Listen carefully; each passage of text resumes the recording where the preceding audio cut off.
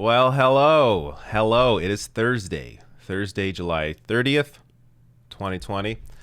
Uh, I like the fact that I'm 45 minutes late, but nobody even knows because I didn't tell anybody I was doing a stream on Thursday instead of Friday, except the Twitch audience yesterday.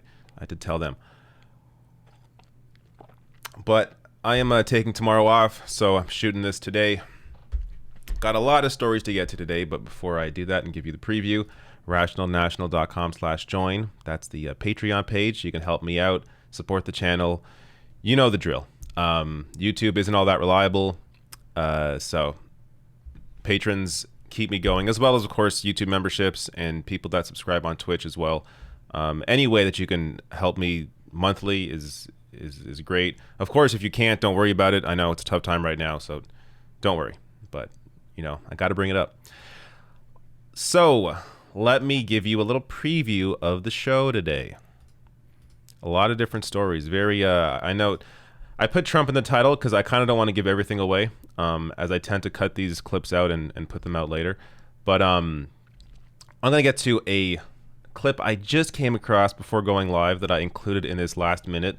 So that'll be up first. You'll see it. Next up, I'm going to talk about Trump suggesting he might delay the election, or giving out the idea that he wants to delay it. I'll get into that. Also, Bill Clinton takes a jab at a civil rights leader during John Lewis's funeral. I'll tell you what that's all about. Bernie introduces a Masks for All Act.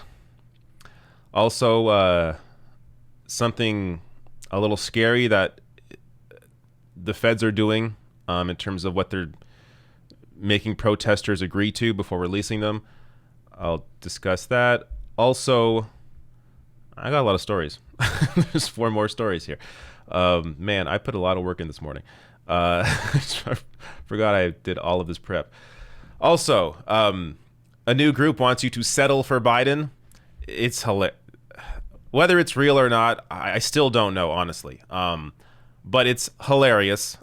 So I will talk about that. I'll also talk about my approach to this election and how I view it, in terms of how maybe a better way to view voting this year with 2 poor choices.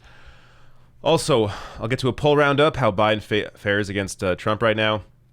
Louis Gohmert has COVID-19 and exposed his staff. I'll get to that. And at the very end, Rashida Tlaib. Will she endorse Biden? It appears she won't. An interesting story there. All right. New member. What's up? DSD. Welcome. I'll, of course, take super chats throughout the stream. And if I remember to, I will call out the new members as well. All right. Before I get to anything, get to the first story that I just came across before going live. So, do you remember the 2014 Bundy standoff? Because this is back in 2014 when I was not covering the news. There are bits and pieces of this that I do remember. It was essentially the culmination of a 21-year standoff between the Bundys and the federal government over grazing fees on federally owned lands. The Bundys didn't want to pay the fees. Anyways, I don't want to go down that hole. But one of those family members, Amon Bundy, who of course is a conservative, put out this video. It appears to be on Facebook Live. This was shared here by the Epic Department on Twitter. Check out what he says here. And I will try to give you the full image so maybe you can read the comments, because his conservative audience doesn't appear to be too happy. But check out what he says. And I'm going to tell you why this is not only rare, but for him, in his ideology, the correct position.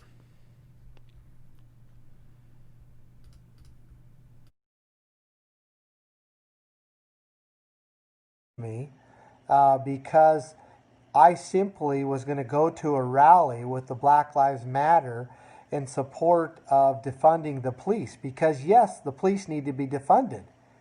And anybody who don't understand that is just somehow must be, I mean, I'm trying not to be, too poignant here, but must have a problem.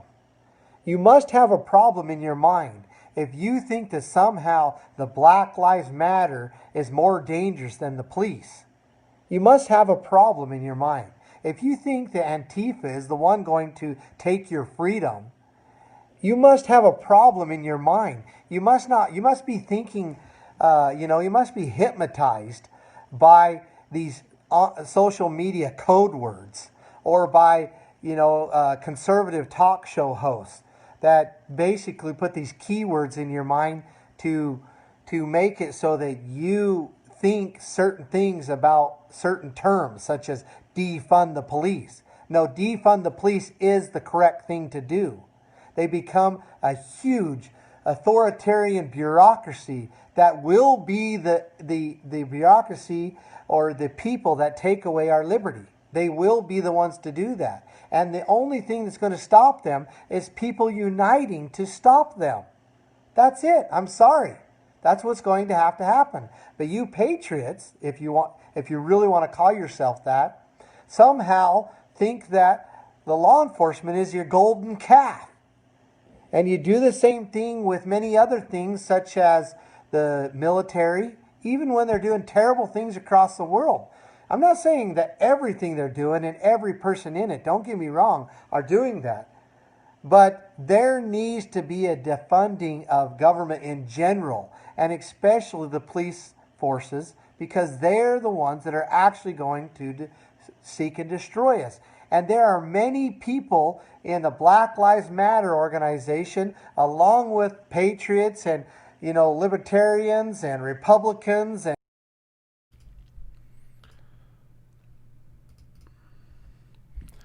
All right. How about that? Here we have a conservative and a cowboy coming out for defunding the police and for Black Lives Matter. Now, the funny part about this is that this shouldn't be shocking. It's only shocking because conservatives are rarely ever ideologically consistent.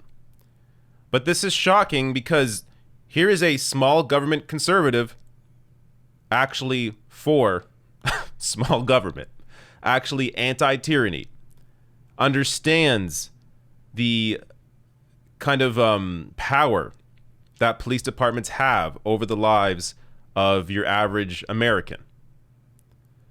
So the only reason this is rare to see is because people, the so-called intellectuals on the right, like Ben Shapiro, or I don't know who's even left, Dave Rubin, they are never ideologically consistent when it comes to what their ideology, what they claim to stand for. They claim to stand for small government, but they're all for tyranny. They're all for the police locking up peaceful protesters. I mean, you see what's happening in Portland, just grabbing people off the street, putting them into unmarked vans and driving off. They don't have anything to say about that. But here's an ideological, consistent conservative speaking out against that and fighting with Black Lives Matter. Now, I'm not sure if he realizes it, but he may, in fact, be a libertarian socialist. And maybe he should look a little more into it.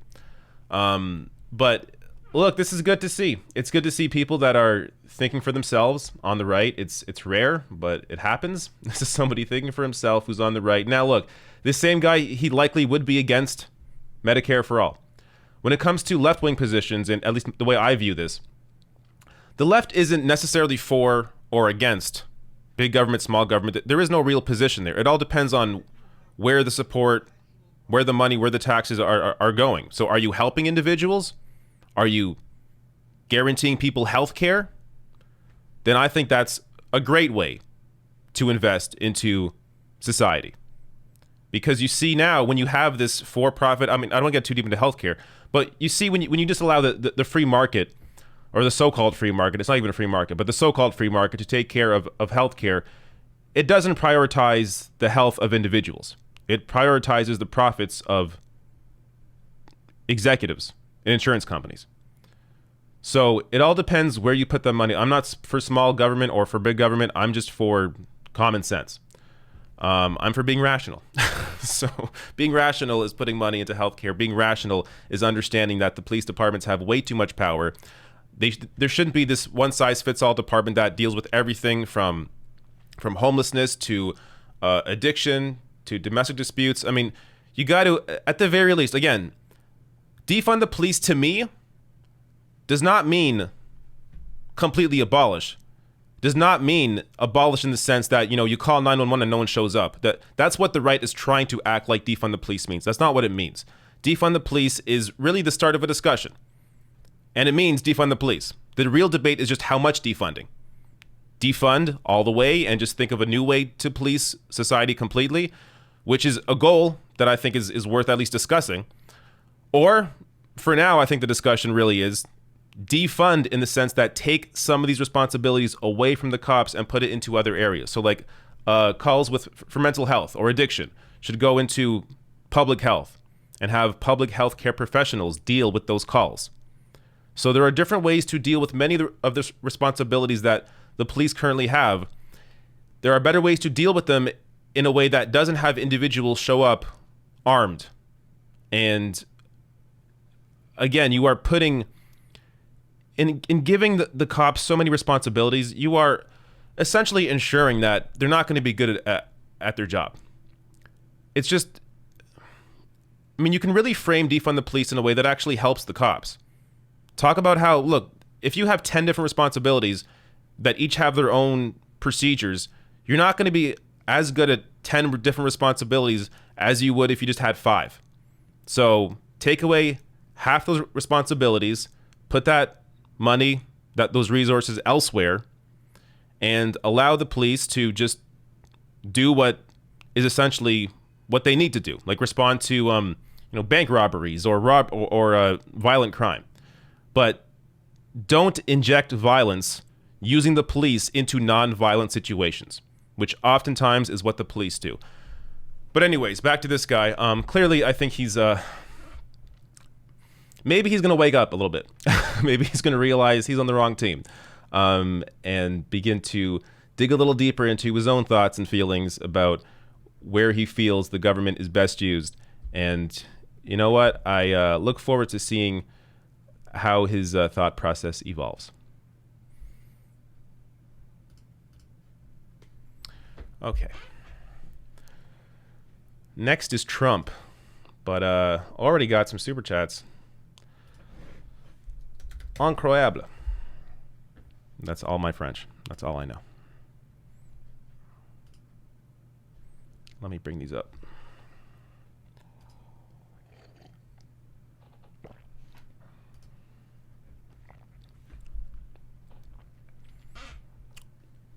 By the way, I got a soundboard now. I got this for my podcast that we just launched. I have a co-host. You should check it out. First podcast is on NAFTA, Canada, and trade. It's a deep dive. There are clips that we use from different debates, Canadian debates, American debates, and clips from elsewhere as well. I think you'll dig it. It's different than what I normally do. But I think you'll be into it. It's on, if you just look up the Rational National on anywhere, Apple Podcasts, Spotify, it's on SoundCloud. Just look up the Rational National. You'll see episode 1. Check it out. I think you'll dig it. All right, super chats. Oh yeah, I brought up the soundboard for a reason. I wanted to make a sound. Forget what some of these are. When you have rational national priorities. That is a Bernie Sanders one. It's the beginning of my videos. I'm never going to use that. Yeah, you get the point. Maybe at some point I will add some more sounds in there and have some fun with it. But I feel like soundboards can sometimes be something that only the person pressing the sounds enjoys. Nobody else really enjoys. So, I don't want to make it annoying. All right, Jen Pepper says, thank you. No, thank you. Thank you for your super chat and your support. Samantha Sider says, thanks for all you do. No, Samantha, thank you. Thank you for being here. Miranda Juvan says, first live stream I've been able to catch in over a week. We've been moving. I missed y'all. Last Friday's stream was awesome. Awesome. Thank you for showing up. I believe Miranda was the person that discovered me on Twitch, which I think is maybe the only person that discovered me on Twitch then came to YouTube. But thank you. Oh, yeah. Reminder, of course, I have a Twitch morning show that's usually would have been today, but I took today off to shoot this. But usually it's Monday to Thursdays, 10 a.m. to 11 a.m. It's a quick morning show called The Rash Hour, and it's fun. You should come check it out. Twitch.tv/The Rational National. Matt Pfeiffer here says, love your show, man. Thanks for all you do. Thanks, Matt. Adam Bryceland says, if Trump loses in November, do you think his base will go on mass shooting? Let's not get crazy. Like that psycho in Texas at Walmart last year. I don't know. That's not something is even worth trying to predict. Lloyd Tucker says, will there be a live show tomorrow as well? No, there's not. Today's a live show. I'm taking tomorrow off, taking this weekend off. It is a long weekend in Canada. At least I think it is. I usually work most long weekends as I am self-employed. But it's, I believe, the long weekend, and I'm taking, or at least this weekend off. All right. Let me get to the next story. Also, yes, as I say every time, if you're new to the stream, I got to prep these links as I'm my own producer. So bear with me occasionally as I prep the links for the next story.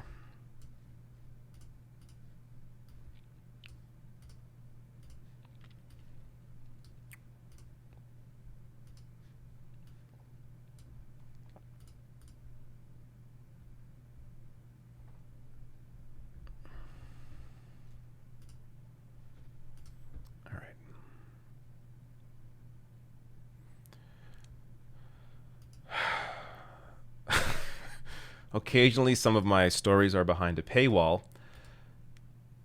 which screws up my ability to cover what I want to cover. I have to go to Safari for this. Oh, maybe it's working now. Shit's annoying. All right.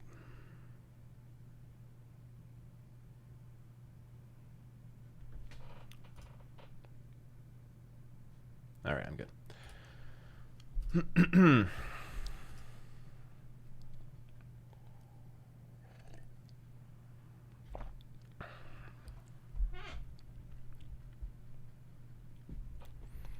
So President Donald Trump is clearly worried about the election. And today he suggested moving the election day. Now, I'm just going to say up front, this is not something you have to worry about. There are, I'm sure Trump and the administration will try some tricks. Voter suppression is, of course, going to happen. They may try something else with mail-in ballots. I have no idea. But they've been hinting enough, or at least laying the groundwork for discussing a rigged election when they lose, that I wouldn't be shocked if they try something. But I'm not sure if moving election day is something that's, I know it's not going to happen based on what we know of the law. But first, Trump here tweeting out saying, with universal mail-in voting, not absentee voting, which is good, 2020 will be the most inaccurate and fraudulent election in history. It will be a great embarrassment to the USA. Delay the election until people can properly, securely, and safely vote? Question mark, question mark, question mark. In typical Trump fashion, he's just full of shit. No other way to really put it. So NPR breaks it down here. In a falsehood-ridden tweet, President Trump suggested delaying the November election. Election day has been set in federal law since 1845 and would require congressional consent to delay, which is extremely unlikely to happen. As to Trump's specific claims, while almost all states are expanding vote by mail as a result of the pandemic, there is no nationwide turn to universal mail-in voting. As much as half of the electorate is still expected to cast ballots in person. While the president draws a distinction between mail-in and absentee voting, there is essentially no difference. Trump and many members of his cabinet and his staff have cast votes by mail. So this is something, of course he's going to tweet out, pretend, maybe it's an attempted distraction or just his way of, again, continuing to lay the groundwork for a incredible loss in November and blaming it on mail-in ballots. I'm sure that's largely what this is about. But I do want to share this as I came across this story. So in Time magazine here, U.S. Postal Service considers downsizing. Senator and union leaders say. So let me read several quotes here from this story, because this is something that maybe you should worry about. So Manchin, referring to Joe Manchin, said he has received numerous reports from post offices and colleagues about service cuts or looming closures in West Virginia and elsewhere, prompting him to send a letter to Postmaster General Louis DeJoy asking for an explanation. The possible cutbacks come as DeJoy, a major donor to President Donald Trump, who took control of the agency last month, moves to eliminate overtime for hundreds of thousands of postal workers, potentially causing a delay in mail deliveries. A recent document from the Postal Service, obtained by the Associated Press, described the need for an operational pivot to make the cash-strapped agency financially stable. So, this may be their play. I'm really not clear on how successful they may or may not be at this, but cutbacks to the Postal Service and potentially eliminating or shutting down particular post offices, that could have an impact, I would imagine, on mail-in balloting. But this really appears to be maybe their only ability to really impact that aspect, apart, of course, from voter suppression and that kind of thing. So, again, this is something, when it comes to delaying the election day, of course, nothing to worry about. But when it comes to everything else happening around the election, just don't risk it. Don't risk it. The focus has to be on getting out Donald Trump. And I've discussed this before. Joe Biden is a horrible candidate. And, I have a story later on in this stream discussing how Rashida Tlaib, a congresswoman, Democratic congresswoman, won't even endorse Joe Biden. But she still is going to vote for him. And the point being here, in an election this crappy, you are not voting for somebody. You are voting for the person you want to fight. So you're not voting for Joe Biden because you like him. There is no reason to like Joe Biden. There absolutely is no reason to like Joe Biden. You are voting for him because you rather fight him than fight Donald Trump. When you fight Donald Trump, you're seeing what's happening right now in the streets. People being abducted, or being taken off the street into unmarked vans, being driven off by the feds. The feds occupying it in Portland. You see the continued increase in the coronavirus all across the U.S. compared to other countries that have their numbers down. I mean, you see what a neo-fascist does. That's what the election is about.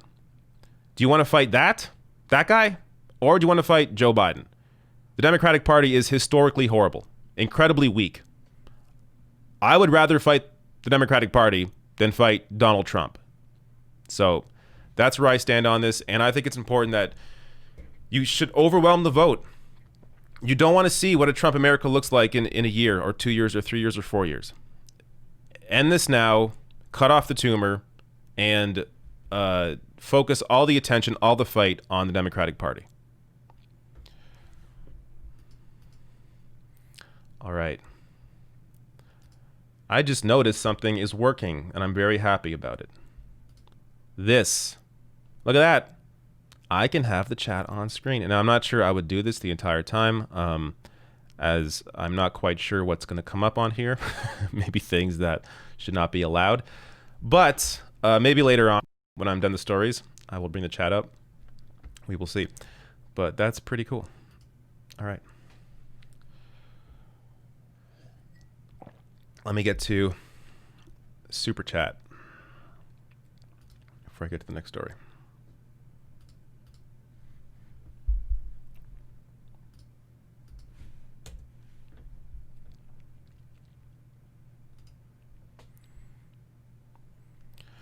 It's me, John B. says, for the paywall.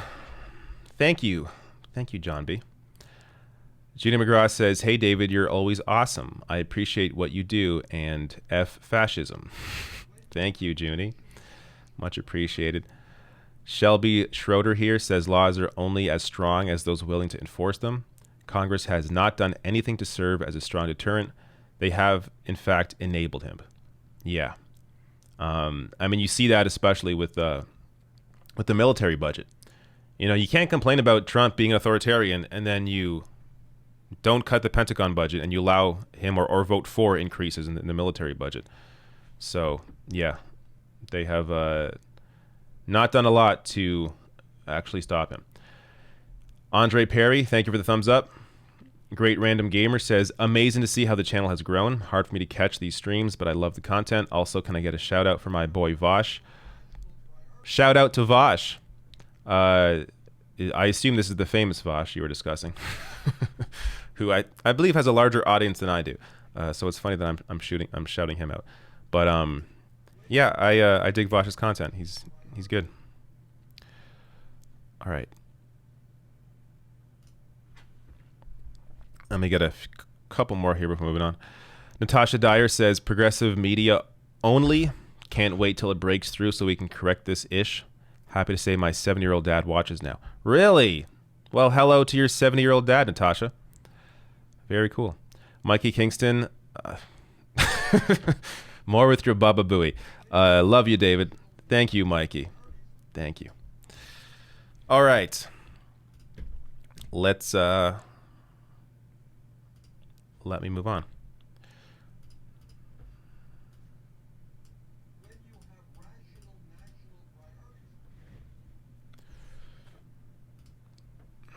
I'm really happy about this. Like, it's hard to downplay how much technology excites me. I really dig this, but we will have it up later. Okay. Almost prepped here.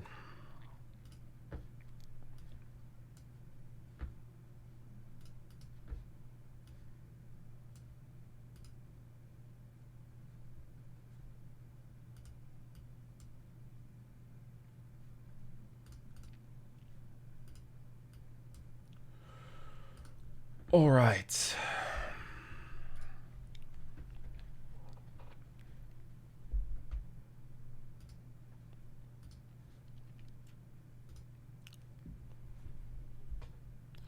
So Bill Clinton was speaking at John Lewis's funeral and took jabs at another civil rights leader, which has led to a lot of anger online. And let me first show you the clip here. So Bill Clinton speaking here, comparing John Lewis to Stokely Carmichael, who later took the name Kwame Ture. Let me play this clip, and I'm also going to play a clip in a minute after this of Kwame Ture and the kind of fight that he had, and it'll give you an idea of why Bill Clinton didn't like him. But first, here is Bill Clinton at John Lewis's funeral. And I say there were 2 or 3 years there where the movement went a little bit too far towards Stokely, but in the end, John Lewis prevailed. And that was it. All right, so it's kind of weird to be getting into this fight and using John Lewis's funeral as a way to take jabs at Kwame Ture. So Kwame Ture was also a civil rights leader. He marched with MLK. He's a Pan-African socialist. Look, I'm not a civil rights expert, but from what I am seeing online, it's Kwame Ture is somebody who stands up. His entire life, he stood up for people. And, I mean, as a socialist, stood up for people against the bourgeoisie. But first, let me show you a response here on Aaron Matei's clip of this from Theodore Adorable, saying, I met Mr. Lewis a few years back and respectfully mentioned that I preferred Stokely/Kwame's politics. Lewis wasn't offended and said something to the tune of, quote, I helped him as he was coming up. Why Bill's grinding axes at a funeral? Yeah. Now, let me give you, this is a great, I mean, there are so many great clips. Andre Demise here, if you check out again, Andre Demise is a great follow on Twitter. But he has a number of fantastic clips here of Kwame Ture. Let me play this one, though. It's 2 minutes long. It is absolutely fantastic and will give you an idea of why Bill Clinton felt threatened by him.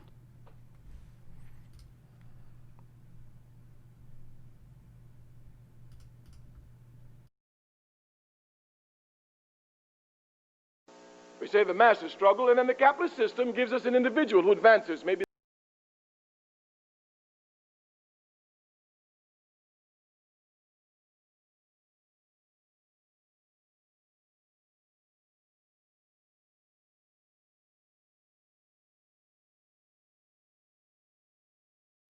We say the masses struggle, and then the capitalist system gives us an individual who advances, maybe the first one to work for IBM, the first one to work for Coca-Cola, who knows. And this first one is so confused that they actually think that by being a first one to work for IBM, that they have been a credit to the race. Indeed, they believe they have advanced the race. There's nothing but clear stupidity, backward thinking, confusion by the capitalist system. If the masses of our people suffer for our advancement, progress only comes when the masses advance. If the masses do not progress, there's no progress at all. If one knows this, there's no discussion about since the 60s. Certainly since the 60s, many individuals have climbed up. Some have become mayors, some basketball players, some football players, some on television, some movie directors. All of this is a result of the struggles of the masses of the people. But the conditions of the masses of our people become worse. For someone to discuss progress means that they're clearly confused. There's been no progress for our people. The conditions are worse. The only progress for our people is the rising consciousness of the masses, which will never stop. Aside from the rising consciousness of our people, the conditions are worse for the masses of our people. If you have rising consciousness and worse conditions, there's no question you're heading for the path of revolution. It's quite clear. We say you must not, of course, let the capitalist system confuse you. You must come for yourself to decide for yourself. The system makes you lazy, you know. I'm willing to bet you, without knowing any of you as students, this is my first time here in some years. I think it's my first time ever coming here, as a matter of fact. I'm willing to bet you that no more than 3% of the students here read books outside of their assigned books by their professors. If they even read that. If they even read that. But since you do not go out and look for your history, you take which is given to you, and you think what is given to you is what you're supposed to get. The enemy will never.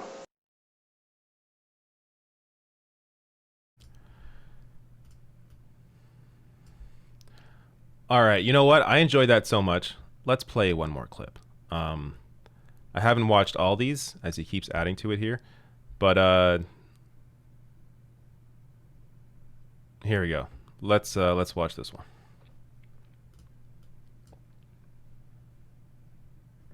By the way, yes, I try to get off the screen so I can make this full screen and not be in your way. Here we go.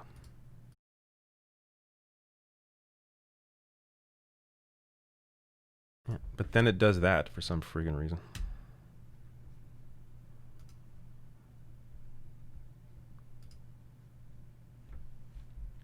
Make the errors that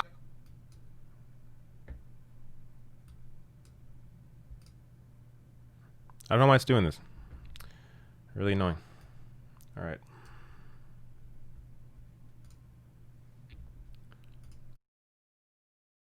Now, we must tell you in our analysis, we do not make the errors that others do. Anytime you make an analysis of an oppressed people in any aspect of their life and you leave out the enemy, you will never come to a correct analysis. On the contrary, you will blame the oppressed for all of their problems. Therefore, we tell you from the very beginning, we've never taken the line of others that the biggest problem that we have is we ourselves. No. Our biggest problem is our enemy, capitalism, and it must be destroyed.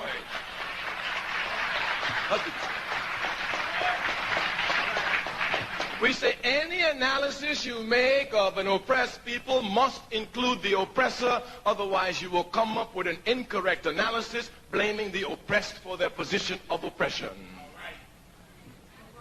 Even if one were to talk about the drugs in our community, if you just talk about drugs and not talk about the enemy, you make no analysis at all.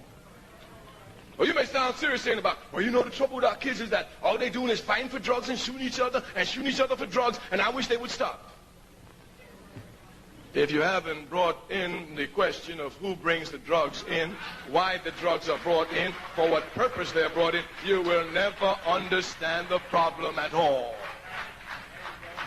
Thus we make it clear to each and every one, when we speak of the conditions of the African masses, we begin from the very beginning with the enemy of the African masses, all unjust system that seeks to exploit us, capitalism, and especially the racist capitalist system in the United States of America.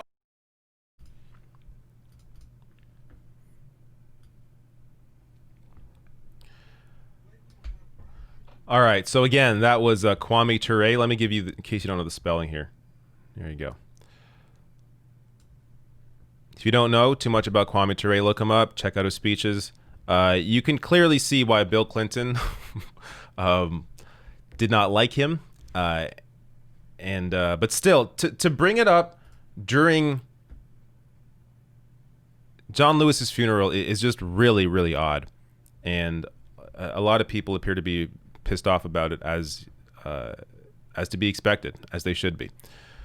But yeah, check out Kwame Ture and get an idea of his politics. As clearly, you know, personally, my politics are always evolving. I agree with a lot of what is being said here. And I think it's important to expose yourself to some new ideas, some new individuals, some new figures, some new speeches to expand your learning. All right. More stories coming up. Let me get to some chats first.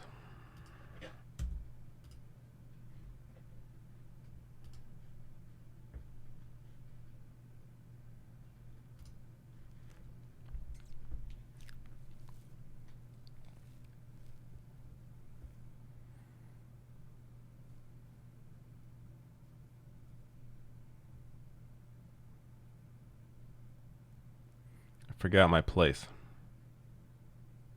Here we go. No, I read that one. Here we go. Austin says, how is Canada handling marijuana legalization in military? I'm in the Navy and wish it'd be federally legal already. This job is stressful. That's a good question. I imagine it's... I don't know. Honestly, if you just look in Google, you'll find your answer, because I have no idea. But I imagine because it's legalized, I can't... I mean, I guess maybe it's possible they're restricting the military from using marijuana, but honestly, I don't know. It is legal, though, so it would be kind of absurd of them to try and restrict that. Andre Perry with the thumbs up. Thank you. Julius Robinson says, who was the speaker? I imagine you're talking about Kwame Ture. So I think I said at the end of that video.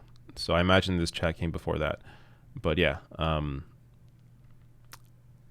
Ture. Check him out. Or Stokely Carmichael. He eventually changed his name to Kwame Ture, but Stokely Carmichael, you'll also find videos. Same guy. All right.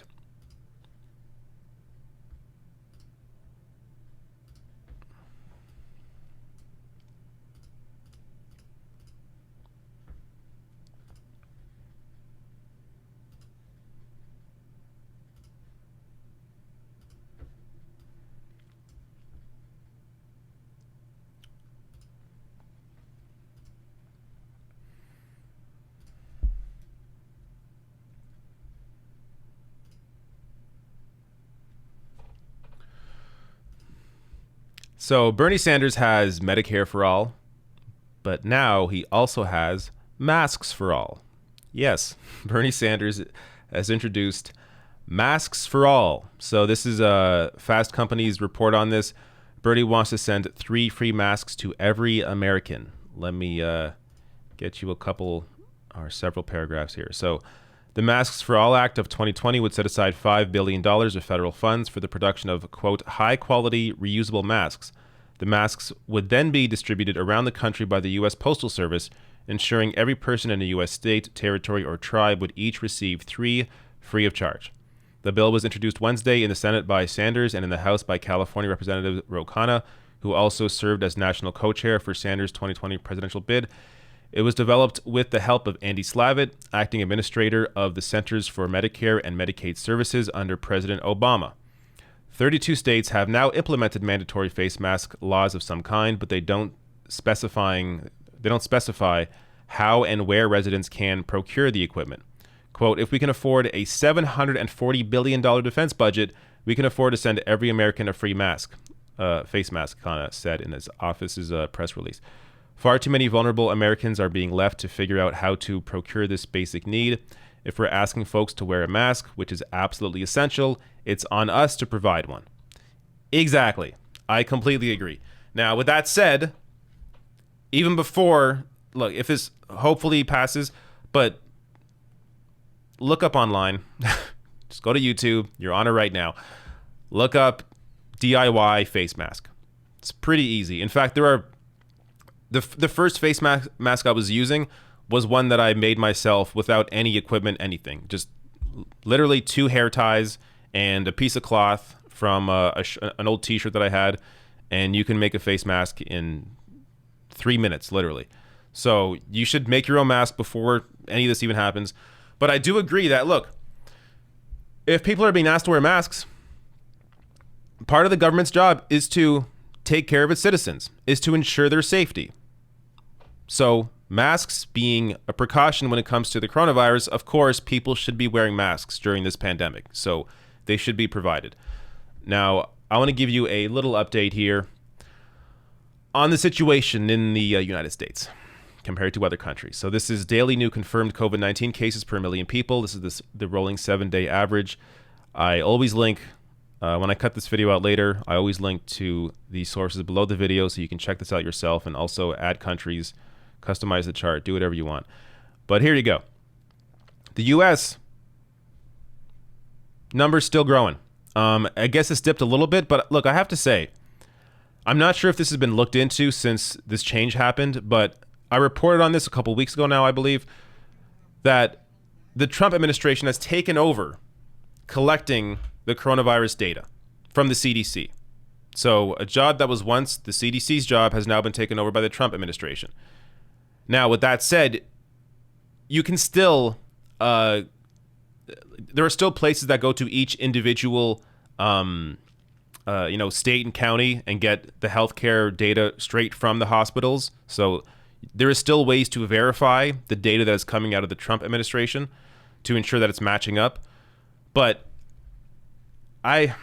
this dip happened at the exact same time, that data switched over to Trump. It could just be a coincidence. It could. It really could. I don't know. But that said, it's still, even if there's some funny business going on, these numbers still are not good. This is still not a good situation to be up here in daily cases when everyone else is down here. Australia, Canada, the UK, Japan, again, add other countries. The only country that comes close, as I like to remind people, is Brazil.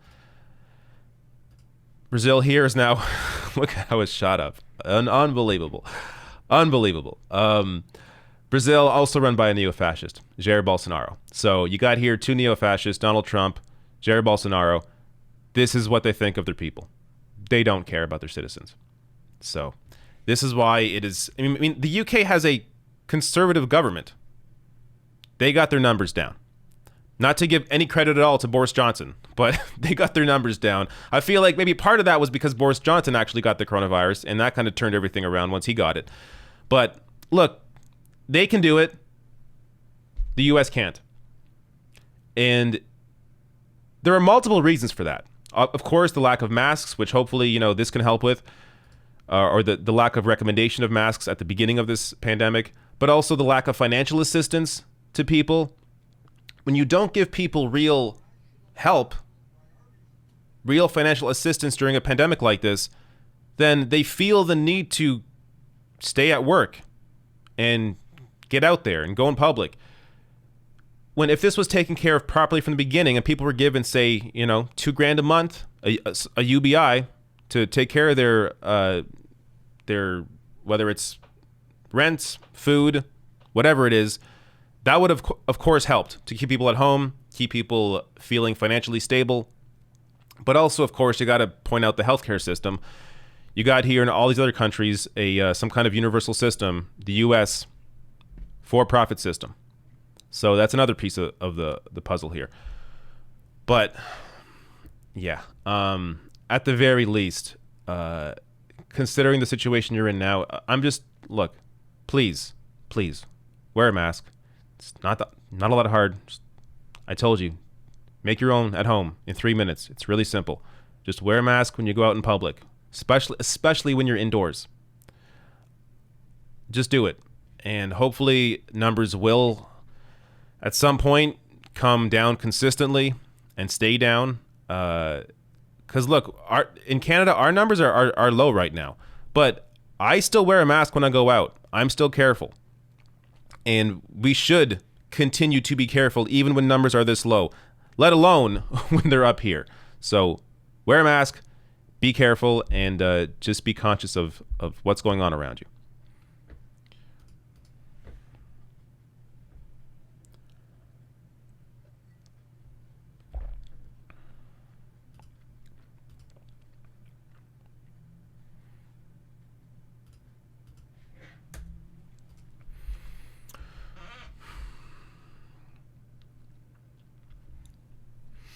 Yeah, somebody's asking about Brazil's healthcare system. I'm not sure.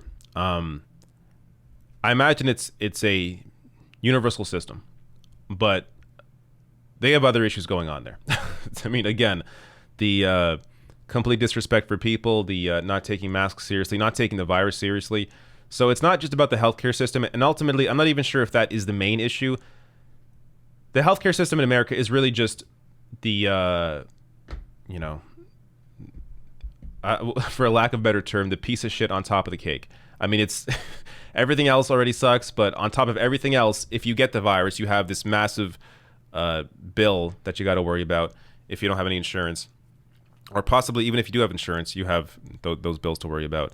And being thrown off your health care when you lose your employer, just, the entire healthcare system in America is just completely backwards.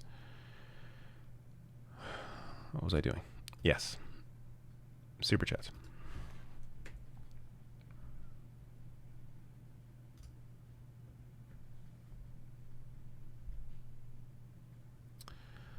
All right.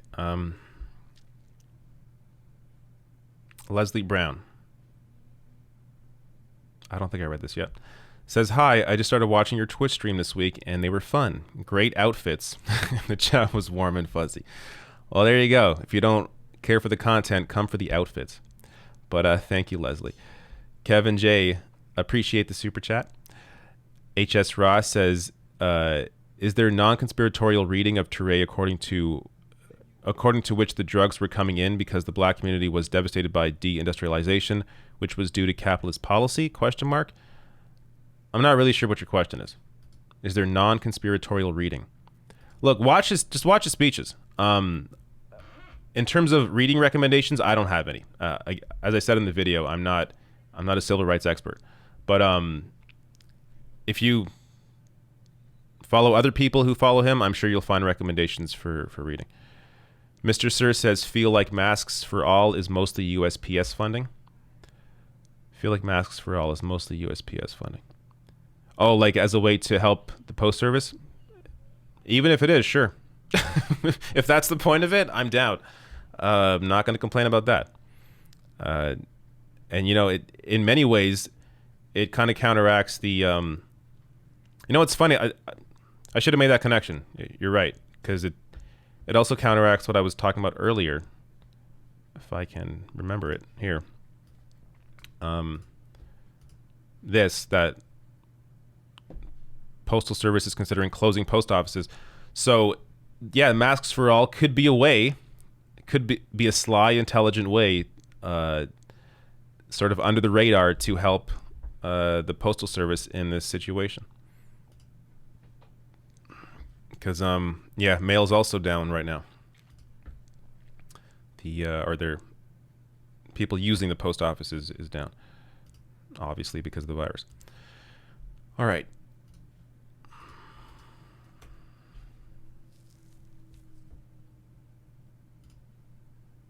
Let me get a few more here before I move on. It's me, John B. Says Bernie called for the removal of the filibuster today. Oh, interesting. Something I may cover in the future.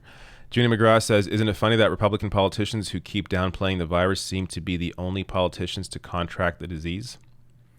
Yeah, covered that earlier. Herman Cain dying from the virus a month after attending the Trump rally, and in his tweets had downplayed wearing masks, and I actually believe they deleted those tweets. Excuse me. So downplayed. Look, I don't want to get back. I already covered that story, but it is that's why you got to take science seriously. I don't know what else to say. You got to take the science seriously. If you don't, you're playing with fire. Okay. Let me prep this next story.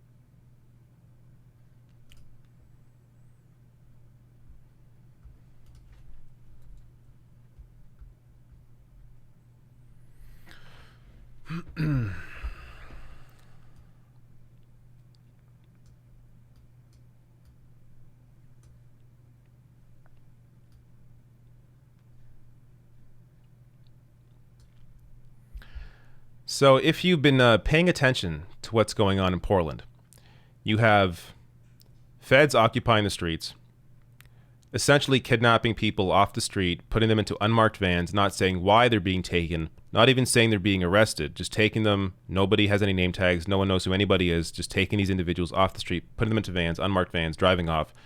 The tear gas, of course.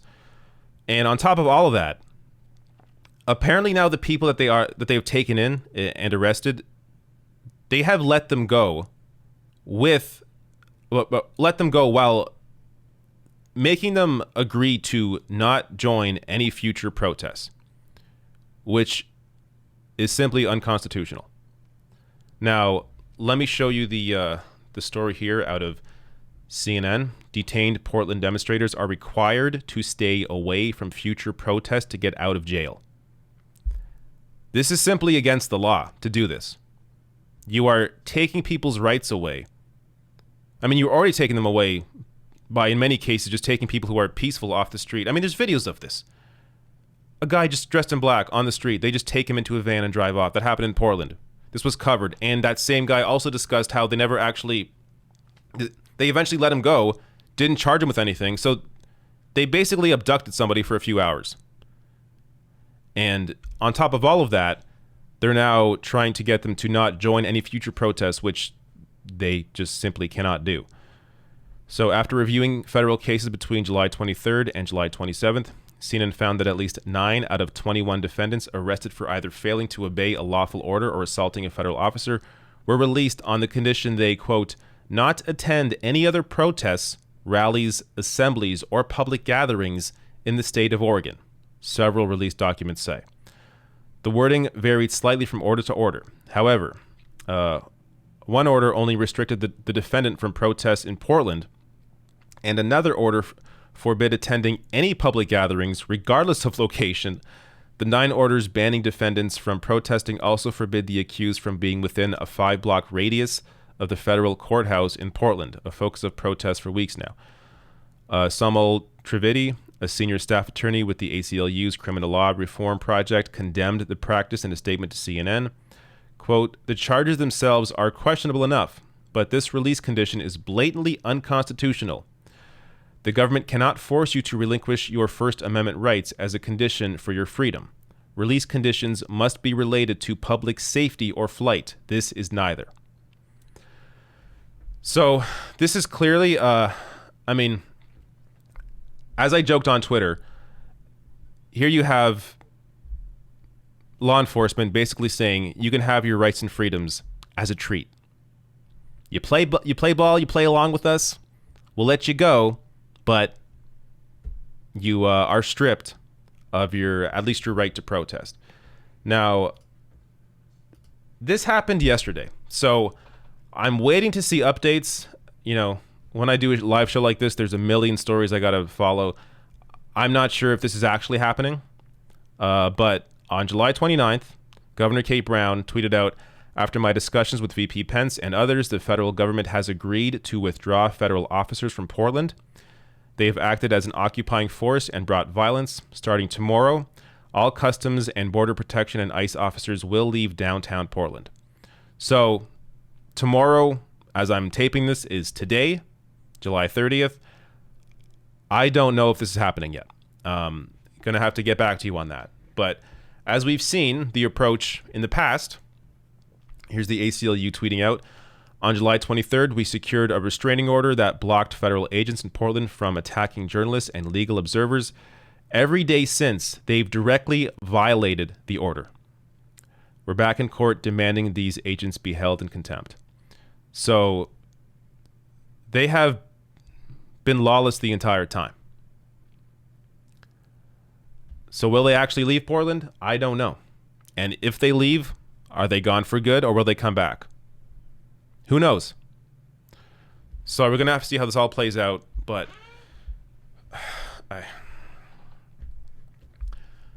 they simply shouldn't be there. The feds should not be there.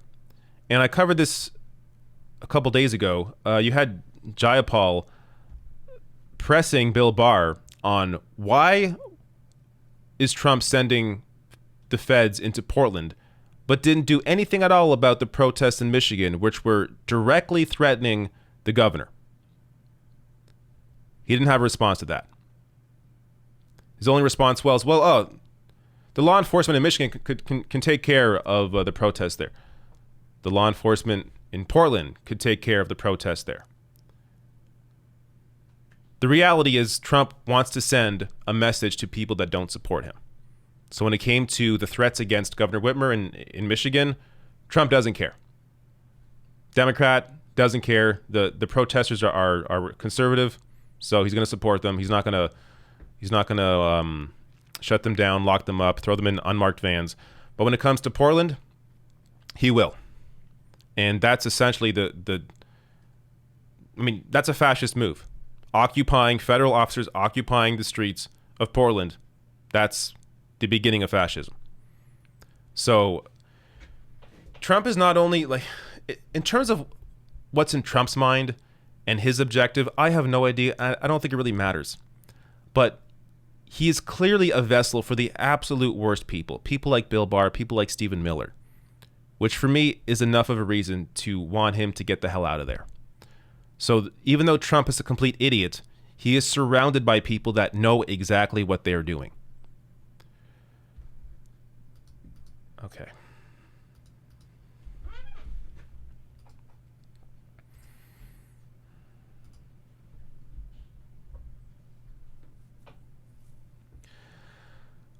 All right.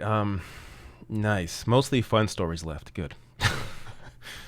Tired of the negative bullshit. But before I get there, are there more chats? There may be. Let me check out some other sounds on my board here.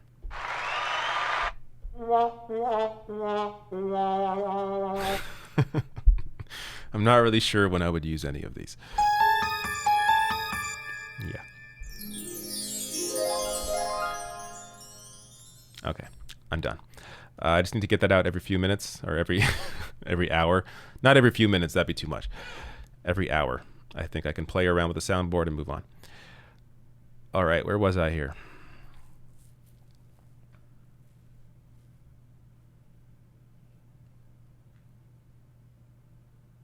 G Nunchuck says, David, given the DNC will not implement Medicare for all, just struck down legalizing cannabis and Harris for VP, do you think Biden can lose to Trump? Of course Biden can lose. I'm not going to say he can't lose. But this is a lot different than 2016. In 2016, for many people, apart from the polling, which I'll get to in a second, in 2016, a lot of people just saw Trump as an outsider. Didn't really know how he would govern. Well, now they have an idea. And those people are a lot of those people that, those Obama to Trump voters, a lot of those people are going to vote for Joe Biden. And on top of that, a lot of people that stayed home in 2016 because they just assumed that Hillary was going to win because they were being told by the media that she definitely is going to win. They figured, hey, well, I'm going to go out and vote then. They stayed home. Those people that stayed home are going to go out and vote. So there's going to have to be a lot of funny business from the Trump administration, I think, for him to try and win, or for him to win. So I'm definitely worried about that aspect, which is why I think you got to overwhelm the vote. But yeah, like this is an election where,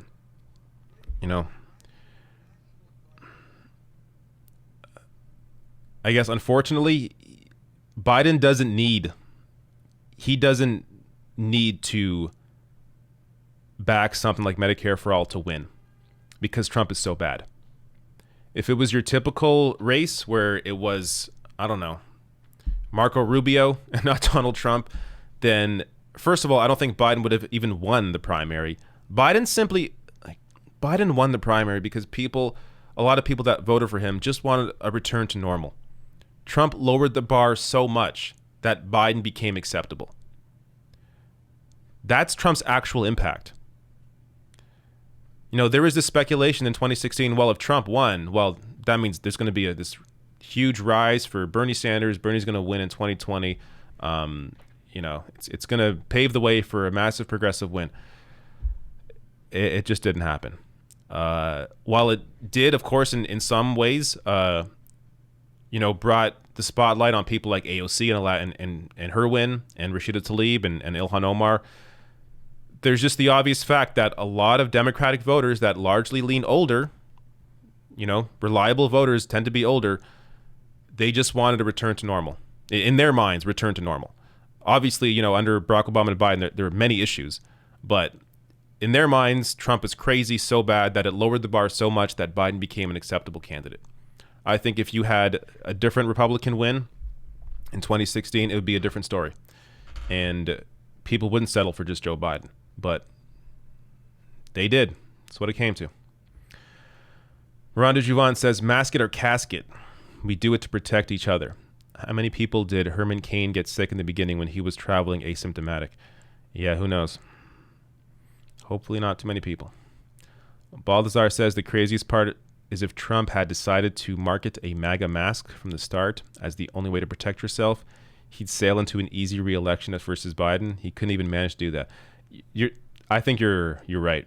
I'm not sure about an easy win to re-election, but if at the beginning Trump just had a MAGA mask, 100% his supporters would be wearing that MAGA mask from the start, and a lot more people would be alive today, and a lot more people would not have been impacted by the coronavirus. But he didn't do that, which goes to show you, I mean, they really are dumb. Like, it's of course there's the part of them that only, the GOP completely represent corporate interests and just the worst individuals. But they're not even, in terms of their strategy for this election, they don't have anything.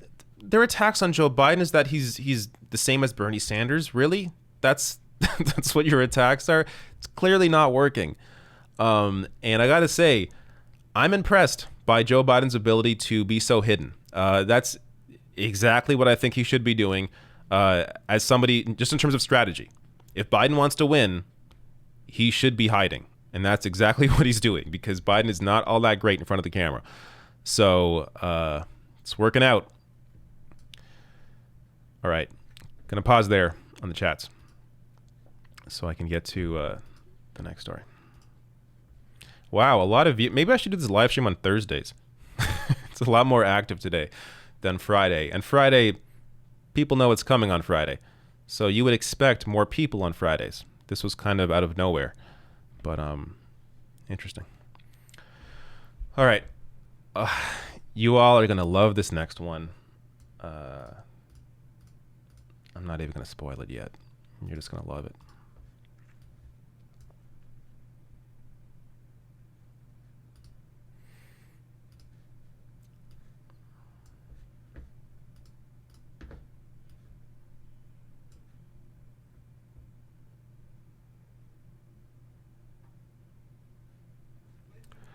All right. This is great.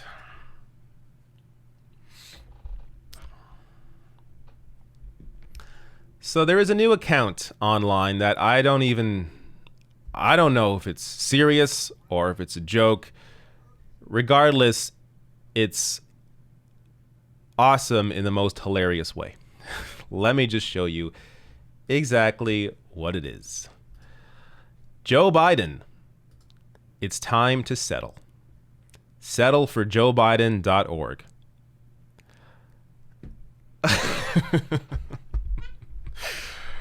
Now, let me just, before I get to some of my thoughts on this, let me read what they claim to be.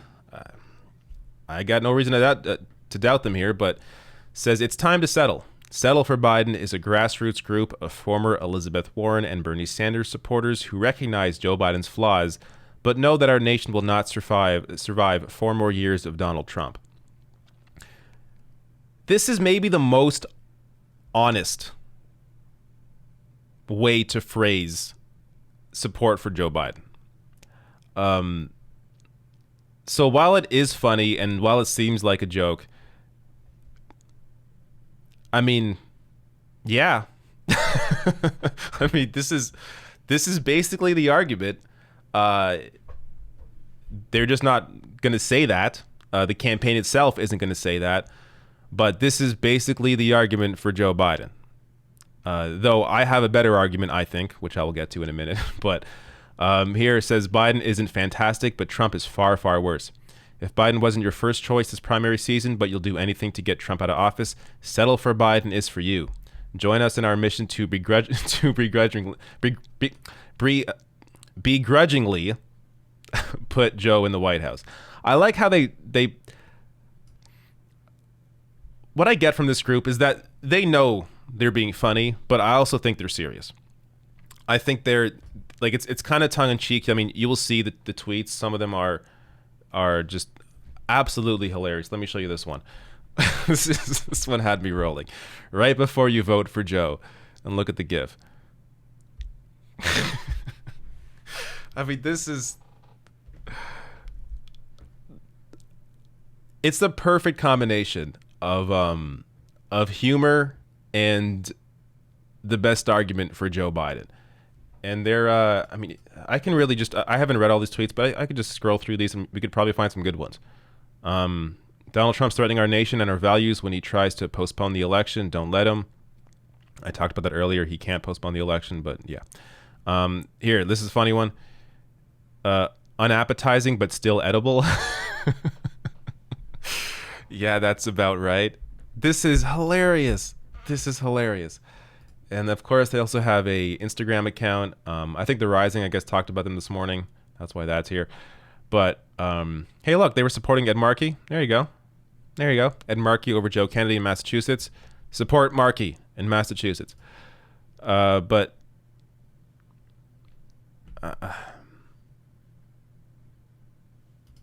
let's see what this is. The difference between Joe Biden and Donald Trump is the same as the difference between sunrise and sunset. Okay. I don't know some of these.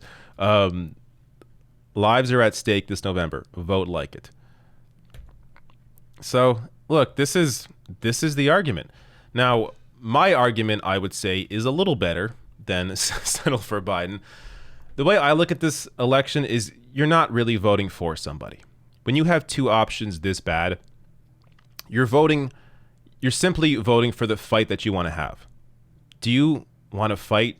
Do you want to continue fighting Donald Trump, who is just locking up protesters, who clearly there is nobody even near the White House that even wants to expand, or lower the age to Medicare, let alone have Medicare for all?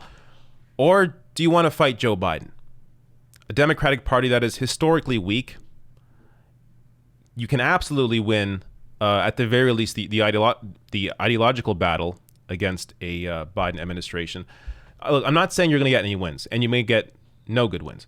But the point here being that with Trump, you have neo-fascism. With Joe Biden, you're able to make the argument.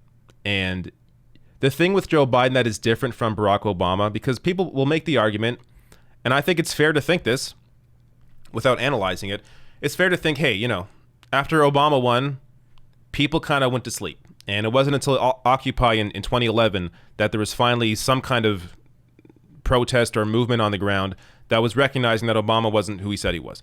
But that came really late. With Joe Biden, we all know from the very beginning that he's not fighting for the average person, meaning it's a lot easier to build a movement against a Biden White House from the very beginning than it was against Barack Obama. With Biden, you know exactly what you're getting. With Obama, he fooled enough people with his grandiose speeches. He was a great politician in that sense, that he was able to kind of put a lot of people to sleep, quell a lot of anger, suppress a lot of potential political action because of Obama's ability to give a great speech and make it sound like he was fighting for the average person. Biden doesn't have that skill. And we also know, based on his record, exactly who he is. So you're able to build a fight against Joe Biden in a way that you couldn't from the start with Barack Obama. And really, here you're picking the person you want to fight. I rather fight Joe Biden. And I got to say, somebody, at least in my position as well as a commentator, I am dying for 4 years of Democrats in power. That is the fight that I want to have. Those are the people that I want to go after. Because I can attack Trump all day. It's not going to do a dent. It's not going to make a difference at all. Because it's Donald Trump. It's neo-fascism. I have no foothold there. When it comes to Democrats, the Democratic voters know that Biden isn't good enough. You look at polling on policy issues. Look at Medicare for all. It polls 90% with Democratic voters.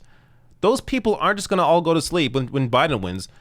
No, they want to see improvements. They will demand improvements. So if you have from the start, protests on Washington fighting for, specific policy issues like Medicare for all, even if you don't get that, and again, I'm not trying to say you're going to get that, but you are able to challenge that energy into something and create a mass movement of people fighting against an administration that is not simply going to throw them all in jail and tear gas the entire crowd. It's Biden. Look, you can have a million criticisms, but the end goal for a Biden administration is not fascism. But for Trump, that is the end goal. So knowing those two options, knowing the end goal of both, one is simply easier to fight than the other.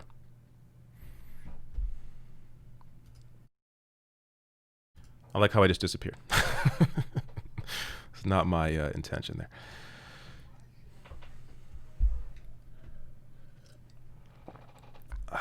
All right.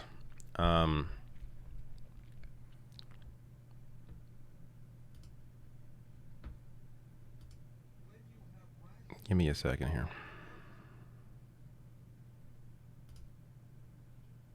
All right.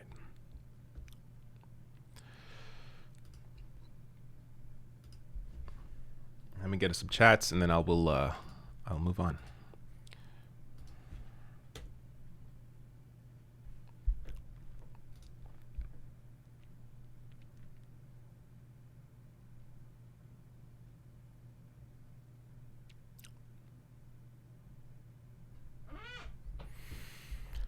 Truth Seeker 2020 says they are Eric Prince mercenaries in all caps. All right. Thank you, Truth Seeker. Gina McGrath says, where are the Second Amendment guys to fight a tyrannical government when you actually need them? Well, the very beginning of the stream, I played, what's his first name? He's one of the Bundys. Amon Bundy, who, if you go back to the beginning of the stream, he is pro Black Lives Matter, pro defund the police, which I find really interesting. But yeah, those people don't really exist. But thank you, Junie, for the super chat. Ronnie in VA says, insanity, pure insanity. Thanks for helping keep sane. LOL. No problem, Ronnie. Jonas Levinson says, get rid of the beard. Not going to happen. Anchorman stash is the way to go. Other than that, the left is best. I'm not going to take your advice, but thank you. Thank you, Jonas. Renee says, Biden is powerless against fascism. Celtic Advocate, and thank you for your super chat. Celtic Advocate says, sniffy hair Biden spaz. All right. Renee says, it's going to be useless against Trump's coup. We need revolution. That's another. You bring up a point that reminds me of something. If Republicans and Democrats were smart, they would institute a New Deal, like a Green New Deal kind of thing right now. Do it right now. Invest into people right now. Because what's going to happen as this divide between the rich and the poor continues and consciousness increases and people are become more and more aware of what is actually going on in terms of who their leaders represent, it's not going to get any better just magically. People are going to freak out. And I mean, you're seeing the protests. I think it's the start of it. If there isn't any real help for people, then people are going to demand revolution. And if they were intelligent, they would invest into people right now. And it would suppress a lot of that anger. But they don't even do the basic healthcare. Just so simple. Medicare for all. They don't even do that. All right. Let me pause there as I prep the next story. This is a longer stream than I realized. So I actually got 3 stories left. How about that? This next one, I don't know. This may be a short one, but I want to see where this race is at. I'm going to take a look at where the polling currently is between Joe Biden and Donald Trump. So today, just so you know the time, it is July 30th.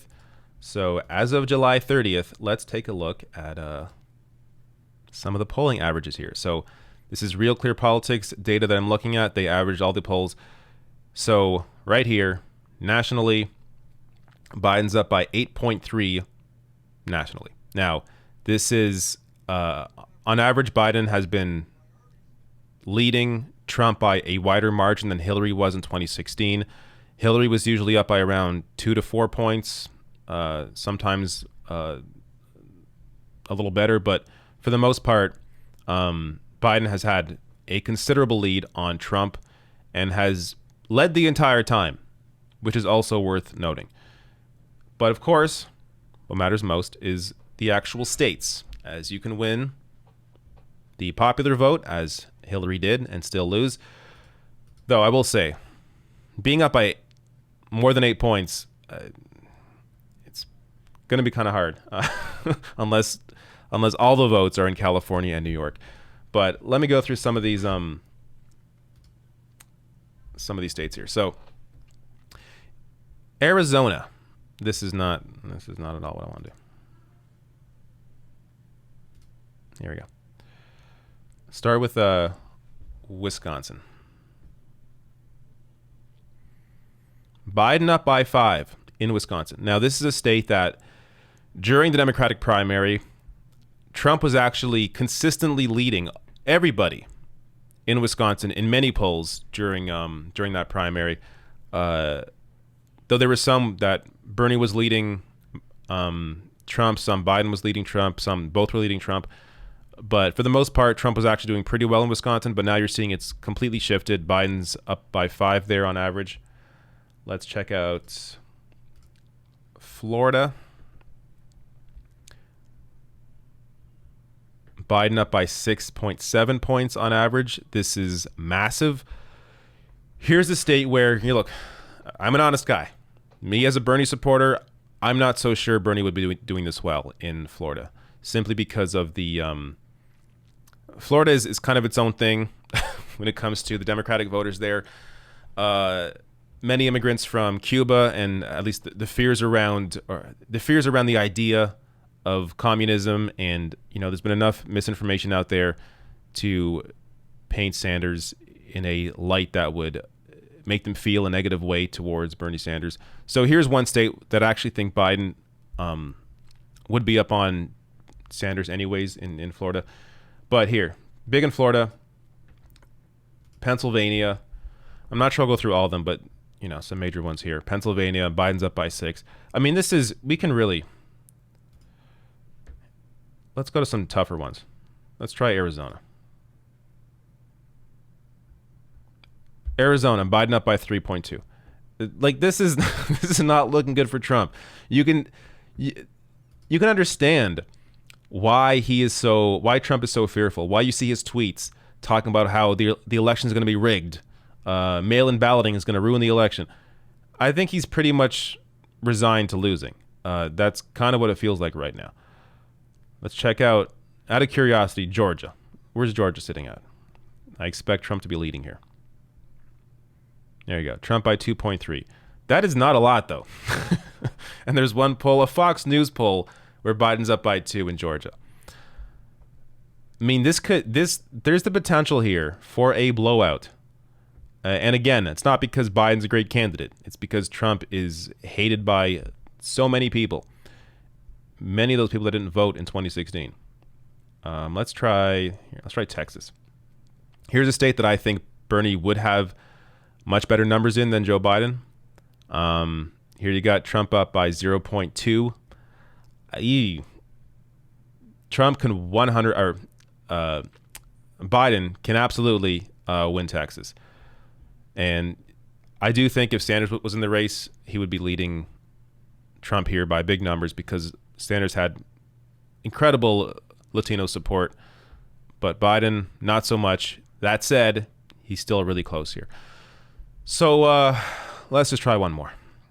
One more battleground state. I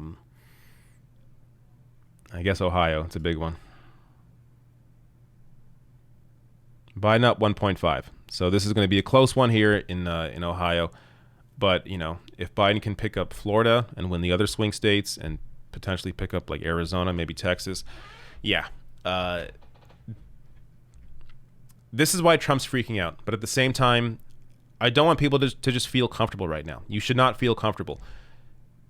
Trump is going to try whatever he can to suppress the vote, act like the result isn't legitimate for whatever reason.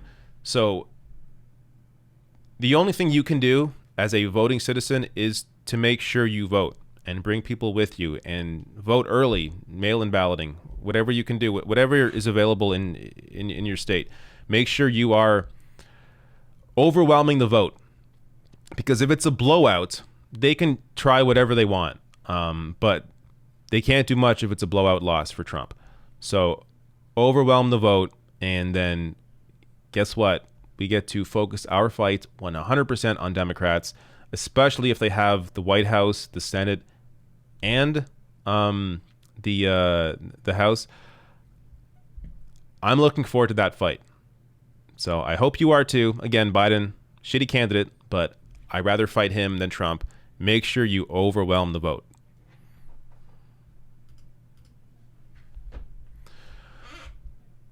All right. Also, yes, thank you. T. Hayes is holding it down. I need to mod some more people. Much appreciated. Thank T. Hayes for all his work. Can I put on slow mode? I'm not even sure if I have the option here. It looks fine right now. I think we're doing good. Look, I don't mind if the chat gets crazy sometimes, whatever. But much appreciation out there for T Hayes holding it down in the chat. All right, a couple more stories. This is the longest live stream of all time. How long have I been here for? An hour and a half? It's felt like 2.5 hours. Not that I'm not having a good time. I'm having a great time, but it's felt longer than an hour and a half. Weird. All right.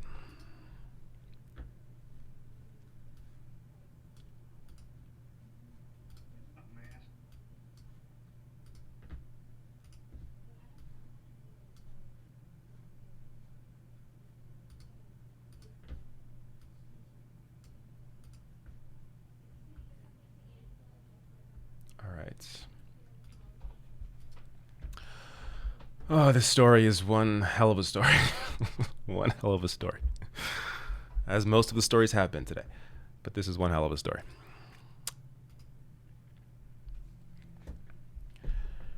Republican Congressman Louis Gohmert has COVID-19.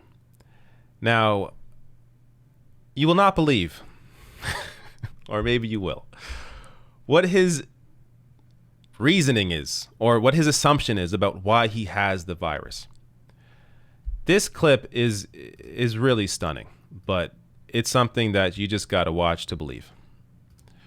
I can't help but think that if I hadn't been wearing a mask so much in the last 10 days or so, I really wonder if I would have gotten it. But I know, moving the mask around, getting it just right, I'm bound to put some virus on the mask that I sucked in. That's most likely what happened.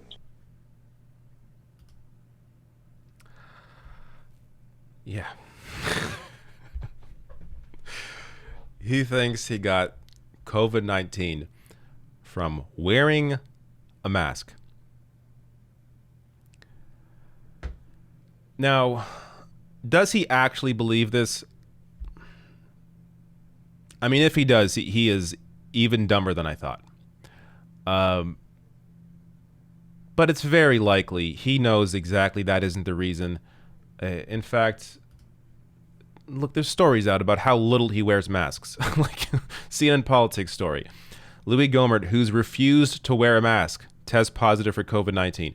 So here's a man who was known for refusing to wear a mask, talking about how he got the virus because he wore a mask. Really? No. The reality is he doesn't want to admit that he was wrong.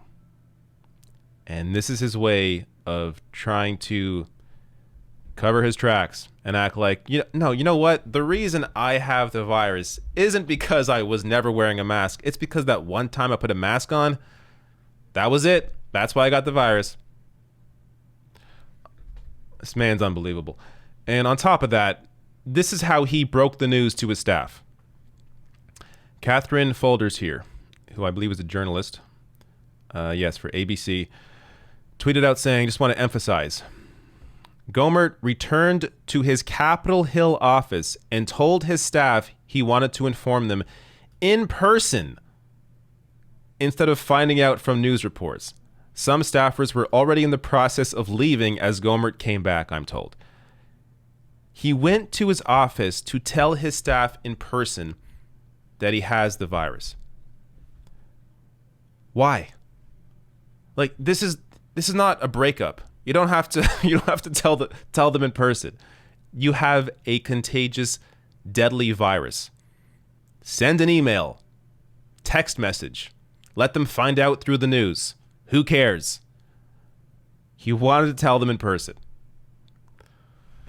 So you know what? It's very possible. Going back to my my thought process here, it's very possible that in fact he is dumb enough to think that he got the virus from a mask if he's dumb enough to expose his staff to the virus in order to tell them about it. Oh man.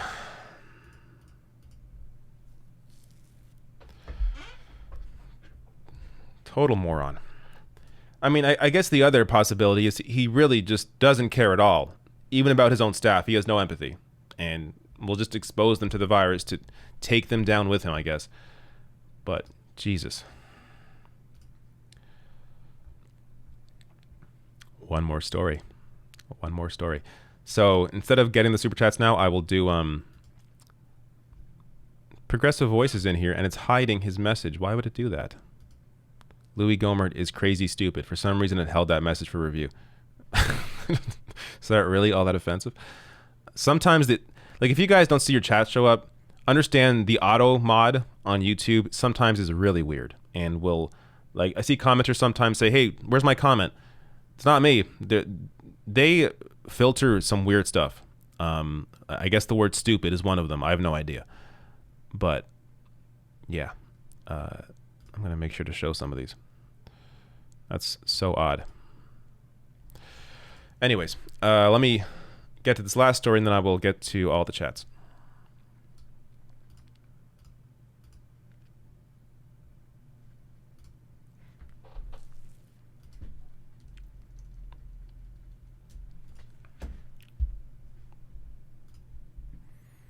Democratic Congresswoman Rashida Tlaib of Michigan is not endorsing Joe Biden. Democratic Congresswoman not endorsing Joe Biden. Now, let me tell you why you shouldn't care. This doesn't matter. And in fact, why you should actually respect Rashida Tlaib for this. First, here's the story here. Tlaib joins progressive pushback, refuses to endorse Joe Biden. Maybe I'll grab a couple of quotes here. In an interview with Newsweek on Monday, Tlaib, a Democratic representative from Michigan and Sanders' acolyte, said she was focused on delivering the battleground state for Biden, but will not endorse him because it will supposedly cause arguments with constituents in her district where she is facing a tough primary challenge. Quote, residents come up to me and say, Rashida, I don't know. I hear Joe Biden this, Joe Biden that. I say, listen, do we need another 4 years of Trump? No. Then what I need you to do is go out there and focus on that, the Muslim congresswoman said. Quote, if the ultimate goal is to get rid of Donald Trump, that doesn't have to involve me actually endorsing Biden, she continued. My constituents don't need to be bogged down in, is he the best candidate? That's not what you have to convince my residents. They need to come out in droves and be inspired by something, and that is going to be a vote against Donald Trump. She's nailed it. Now, I've discussed this in other videos now. My focus, or the way I've been communicating this is, who would you rather fight? Do you rather fight Donald Trump or would you rather fight Joe Biden? Donald Trump, neo-fascist, leading towards fascism. Joe Biden, Democrats, they're garbage, absolutely, but their goal is not fascism. So I rather fight Joe Biden. I think it's not even just more enjoyable, but also potentially more fruitful. Not saying you're going to have big wins, not guaranteeing anything, but absolutely, in terms of who would you rather fight, I'd rather fight someone as weak as Joe Biden than somebody as dangerous as Donald Trump. That's just me. But Rashida Tlaib making the case here that, look, she's not able to honestly sell her constituents on Joe Biden. Showing you as well how honest of a politician she is. I mean, conservatives should see this story and understand this is an honest politician. This is somebody in the Democratic Party who is not willing to endorse Joe Biden. I would think that this should even stand out to conservative voters and maybe make them rethink what they initially thought about Rashida Tlaib. Because here you have somebody who is representing her district. Her district doesn't like Donald Trump, obviously, but also doesn't like Joe Biden. And she's not going to try and pretend to sell them on Joe Biden. She's just discussing how, look, the goal here is to get rid of Trump. Yes, Biden is horrible. She can't disagree with that. She knows it's true.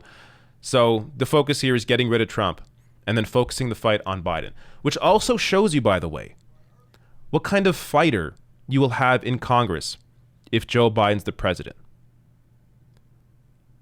You're going to have at least several members of Congress be actively vocal against a Biden president, against a Biden White House. And they're going to be fighting for people. They're going to be demanding more of their colleagues, of their peers in the Democratic caucus, because They're going to have the White House, again, assuming Biden wins, but they'd have the White House, potentially have the Senate, have the House, and people are going to expect more from the Democratic Party, especially if you have people like Rashida Tlaib out there in public on television telling the voters, telling people at home that you should be expecting more out of Joe Biden. That's only going to add to the energy to movements against Joe Biden. That's what I'm looking forward to. I don't know about you, but I'm tired of Donald Trump. I'm like, I'm done. Not even just in terms of course, in terms of, you know, how dangerous he is, but also just in terms of the news cycle. Like, don't you want to get Donald Trump out of here so we can focus on like actual shit? Like, aren't you tired of hearing about Donald Trump and his bullshit every goddamn day? Like, just on that alone, if you care about an actual progressive fight, an actual fight for big issues, an actual fight to help people, fight for issues like Medicare for all, canceling student debt, free public college, ending the wars, whatever it is, you can't have that fight right now. That debate is not being had because Donald Trump's taking up the airwaves. So you get him out of the White House, off the goddamn airwaves, and get to focus on an actual fight.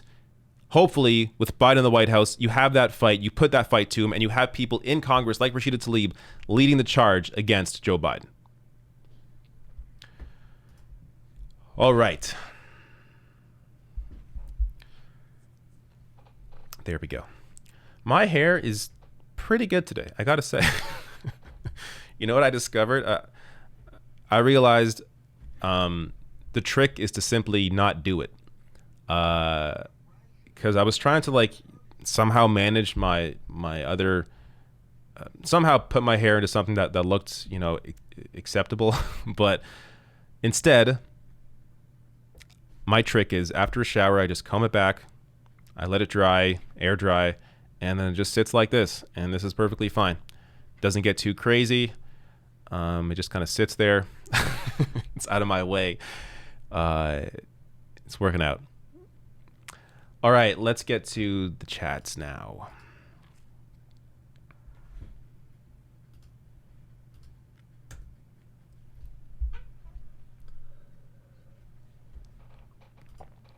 Oh, which, by the way, here I'm gonna try this. I'm not really gonna be able to follow along, just so you know, but I'm gonna try this right here, having the chat on, just so it's a little more visually interesting. You can kind of see what's going on here in the chat. But I'm gonna grab the super chats here, and if I have time, I will grab some random chats from the screen in front of me. But first, all right, where was I? In these super chats, here we go. Natty says, message deleted. Thank you. Excuse me, burping a lot today. It's a problem. St. Harrison says, vote for whoever gets rid of, no. Miranda Juvon says, in a conversation with Cornel West, Michael Moore said, vote for Biden. Don't lie about who he is. Let me read this again. In a conversation with Cornel West, Michael Moore said, vote for Biden. Don't lie about who he is. Biden is terrible, but Trump will be the end of us or the U.S. I got to hear that conversation. Is that on Michael Moore's show? Is that on Cornel? Cornel West also has a new podcast, by the way. I still got to listen to it. But I love Cornel West. And Michael Moore's podcast is pretty solid. He's had, at the beginning of it, there were some guests that weren't so good. Or at least one that sticks out in my mind. Robert De Niro. I mean, if you like De Niro, he's a good actor. So I don't want to ruin anybody's feelings towards De Niro. But during that primary, man, he did not support the right candidates. But it's kind of what you expect out of Hollywood. But Michael Moore's had on some fantastic guests on his podcast as well. So I got to hear that conversation. Jacob Patriotic says, I think Trump needs to bring the old, okay. Some of these I'm going to just stop. Mr. Bloom says, are you aware of Nicholas J. Fuentes? Are these all Okay, some of these are actually. Honestly, I don't know who that guy is, but I don't think he's actually someone you want to listen to. But hey, if you guys are paying me to say this shit, I'm not gonna complain. But at the same time, I can tell you to not listen to any of these people. Zach Rack says, "Thanks for all you do. Love the show. I'm running for Congress in South Canada, otherwise known as North Dakota. Would appreciate any coverage." All right, there's too many races going on, Zach. Apologies. But if other people want to look into you, look into Zach Rack. Michael Cuomo says Louis wins his primaries and elections by landslides. What does that tell you about his district? Yeah, I think it kind of says everything. Sean Carr Music with a thumbs up. Appreciate it. S. Blackmar says, from her campaign directly, she will be bringing Biden to her district after her primary. Articles inflammatory. Work for her.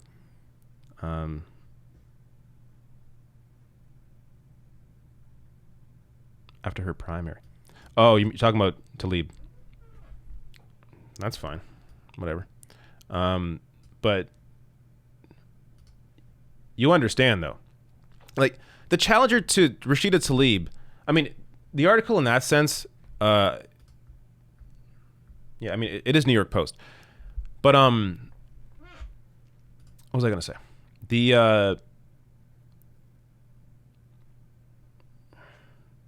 I forget what I was going to say. But, yeah, ultimately, I mean, the point being here, oh, yeah, Rashida Tlaib, her challenger isn't to her left. So, like that, I do agree with you that the article appears to be inflammatory, as there's no reason why she would not endorse Biden because of a primary challenge, because the person challenging her is to her right. So that doesn't really add up to me. But point being, look, take a look at Bernie Sanders. What he did, I believe it was in 2011 or 2012. He was going after Barack Obama publicly because Obama was talking about cutting Social Security. And Bernie was out in front of the White House talking about how Obama promised not to cut Social Security. And he was rallying people against that. You're going to see that kind of fight against Biden from people like Bernie, from people like Rashida Tlaib, from people like AOC, who have already made their thoughts known about Joe Biden in the past. You're going to see that fight from them, because once Trump is out, look, the excuses are gone. Once Trump is out, Democrats don't have the excuse of Trump anymore. So if they're in the fight, they're going to be fighting Joe Biden, much like Bernie did back in the in 2011 with Obama. So this is why all your power depends on who is, in terms of movements, your power depends on who's in the White House. I mean, you look at the victories, whether minor or major victories over the years when it comes to movements like civil rights, gay rights. Those victories didn't come from the top down. They didn't come because, that president was great and it was their idea. No, it came from grassroots action. It came from organizing. It came from mass movements that put pressure on an administration that was able to give in, an administration that was in the position to give in. Trump never going to give in to anybody on anything. But Biden, there's the potential there. Again, can't promise anything will even happen, but it's different when it comes to how pressure is utilized when it comes to Democrats, or how successful pressure can be against Democrats versus how successful or unsuccessful left-wing pressure is on Republicans. It's not successful at all. You're not going to get any wins as a left-wing movement out of Donald Trump. All right. Has enough crazy crap been posted on the chat beside me yet? Man. All right, that's all the super chats for now. Let me put a timeline on this. I'm going to try to get out of here in the next few minutes. So this is about like a minute delay on the stream. So if you want to get a super chat, you can get it in now. But in the meantime, let's see what I can grab. either off this screen or off the side chat. Actually, it may be easier if I go to the actual chat.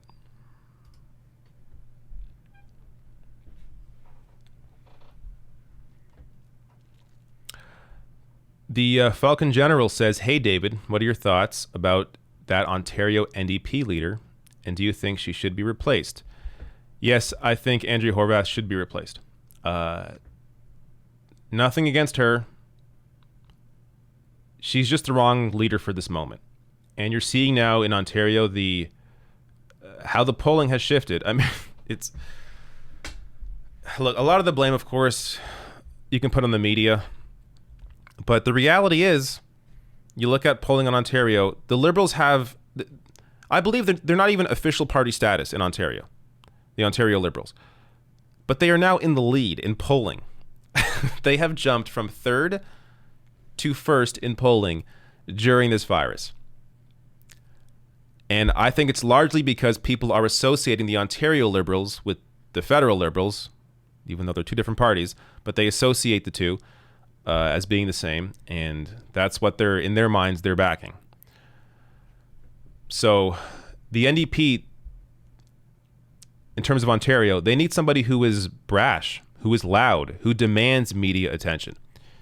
Andrea Horwath she's kind, almost to a fault. She's soft-spoken. It's just not what the party needs right now, I think, in order to grow and be able to capitalize on this moment. Again, it's nothing against her. It's just the style of her politics I don't think lines up at the moment. So, yeah, I think they should replace her. I don't have anybody in mind. Honestly, I don't know enough about the inner workings of the Ontario NDP to really think about who could replace her. But I think it's something that's worth discussing.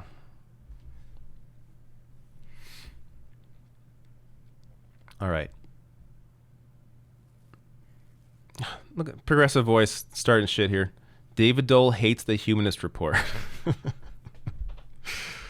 Oh my God. Little does he know. No, he does know. Mike Figueredo is like the nicest guy. If there's anybody on YouTube, in terms of people I've had conversations with, Mike platforms people when they're still really early. He brought me on his show when I had like 10,000 subs, and helped to give me an audience. He does that with like everybody, and he's just the nicest guy in the world. Obviously, Progressive Voice is joking, but it gave me an opportunity there to to give Mike some love. So Mike's a great guy.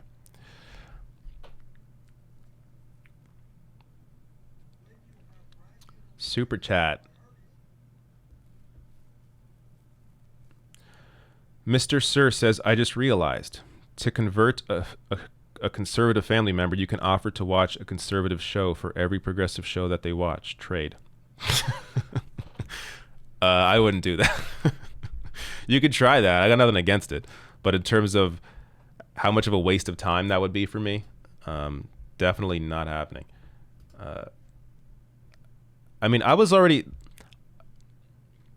in the first time I voted. I've discussed this before, so this isn't like breaking news. But the very first time I voted for a conservative because I didn't know anything.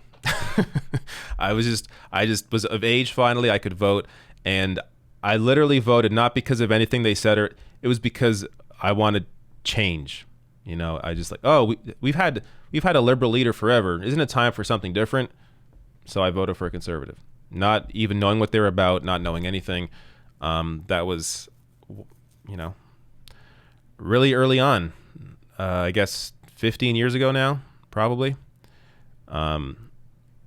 But you start off in a place you don't know anything, and you begin to learn, and that's life.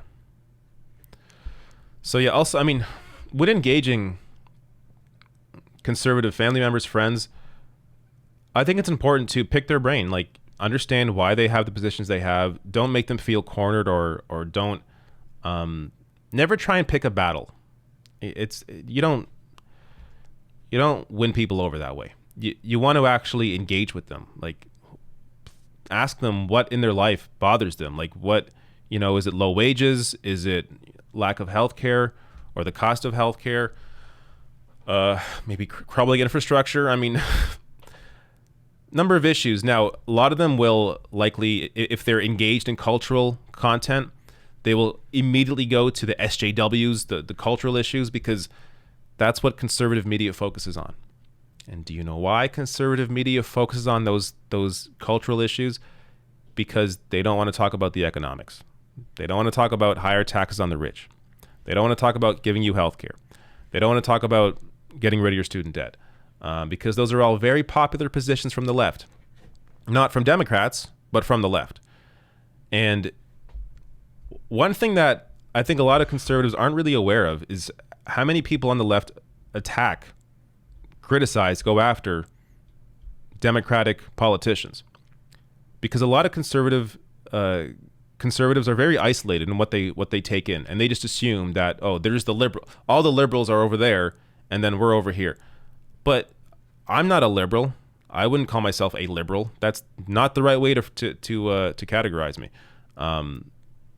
But they have to, in pushing their ideology, they have to pretend that there's no difference between, Nancy Pelosi and AOC, when there is a massive difference between the two. But they don't want to get into those details, because once you get into the details, you begin to see that, hey, we hate Nancy Pelosi. We hate her likely more than you do. But that's a fight they don't want to have to get into, because they quickly become exposed and their ideology falls apart. All right. I know I said a few minutes. My few minutes always tend to go longer than a few minutes.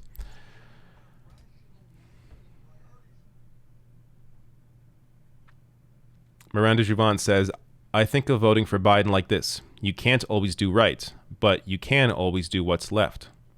Also, it was West on Moore's podcast. Okay, I got to check out that podcast.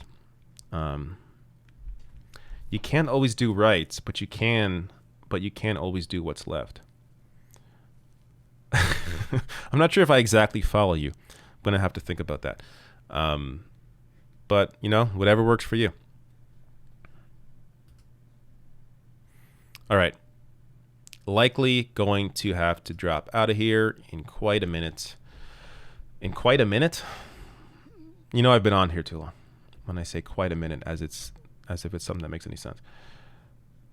Let me grab another random one before I take these super chats here. WTF is a progressive conservative. That's from Rob. I can't see your last name on the screen. But Rob Bidgood.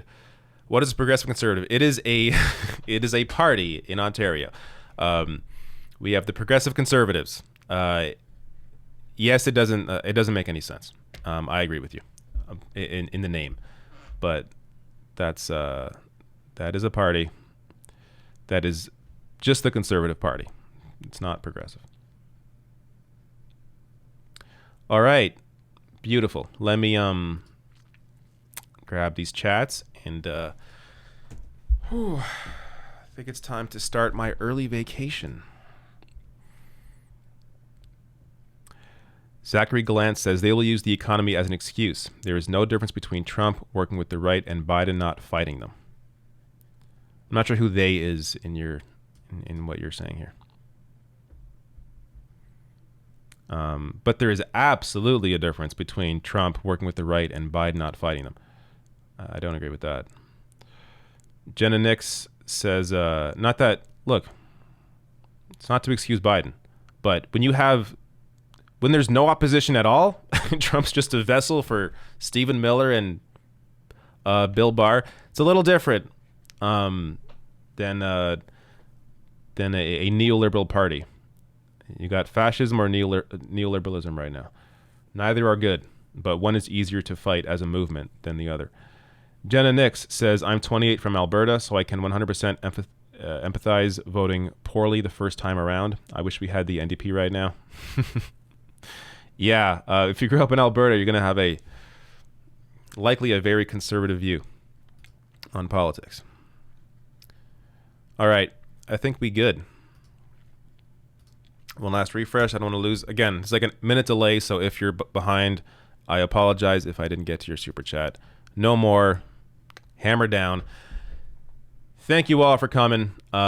Maybe grab one more chat here. Something stands out to me. I'll check out the chat on the side. Scroll up a bit. Stephen Clothier says, VP pick, question mark. You asking me what I think? Who Biden might pick? I think it's probably Kamala Harris. There was that Politico story that,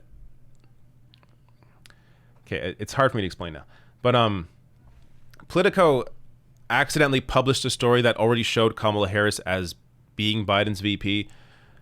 Now, this is not, political reporting is not like video game reporting where there's like an embargo and you got to hold the embargo. That's not, people at Politico do not know who the VP is. What these websites do is they have these pre-articles that are ready to go, and they have filler when it comes to the quotes, filler when it comes to the text, and they just replace the quote, the text, when Biden actually makes his VP pick. People at Politico do not know if Kamala Harris is the VP. With that said, she may still be the vice president. So I think that's kind of like that seems to be the most likely scenario right now. That's my guess. But we're going to have to find out. So I imagine it's coming soon, right? Beginning of August. So likely on Monday is my guess, Monday or Tuesday. We will see. But until then, thank you all for coming, and I will see you next week. Goodbye.